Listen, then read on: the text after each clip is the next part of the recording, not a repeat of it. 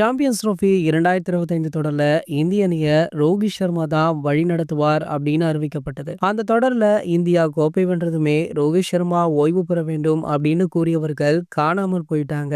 இதனிடையில தற்போது ஐபிஎல் 2025 தொடரிலுமே ரோஹித் சர்மா சொதப்பி வருவதால மீண்டும் ரோஹித் சர்மா ஓய்வு அறிவிக்க வேண்டும் அப்படின்னு பலருமே சொல்லிட்டு இருக்காங்க. இப்படி மாறி மாறி ரோஹித் சர்மா ஓய்வு குறித்து பல விஷயங்கள் பேசப்படும் நிலையில தற்போது பிசிசிஐ மீட்டிங்ல கலந்து கொண்ட ரோஹித் சர்மாவிடம் ஓய்வு முடிவு குறித்து பிசிசிஐ நிர்வாகி ஓபனாக கேட்டிருக்காரு. அதற்கு பதில் கொடுத்த ரோஹித் அவர்கள் 2027ஆம் ஆண்டுல நடைபெறும் ஒரு நாள் உலக கோப்பை தான் தன்னுடைய இலக்கு அப்படின்னு சொல்லியிருக்காரா. இருந்தாலுமே இது குறித்து பிசிசிஐ என்ன முடிவு எடுத்தாலுமே கட்டுப்படுவதாக ரோஹித் அவர்கள் உத்தரவு கொடுத்திருக்காரு. இந்திய அணி அடுத்து இங்கிலாந்துக்கு எதிராக 5 போட்டிகள் கொண்ட டெஸ்ட் தொடர்ல பங்கேற்க ஜூன் 20ஆம் தேதி முதல் துவங்கும் இந்த தொடருக்கு ரோஹித் சர்மா கேப்டனாக நியமிக்க அஜித் அகர்கர் அவர்கள் முடிவு செய்திருக்காரா. முதல் 3 போட்டிகள்ல ரோஹித் அவர்கள் சொதப்பும் பட்சத்துல அடுத்த டெஸ்ட் வாய்ப்பு கொடுக்கப்பட மாட்டாது அப்படின்னும் ஒரு நாள் ஃபார்மட்ல மட்டுமே அடுத்து ரெகுலராக வாய்ப்பு கிடைக்கும் அப்படின்ற தகவல் வெளியாக இருக்கு. இது போன்ற கிரிக்கெட் செய்திகளை பத்தி நீங்க உடனே தெரிஞ்சுக்க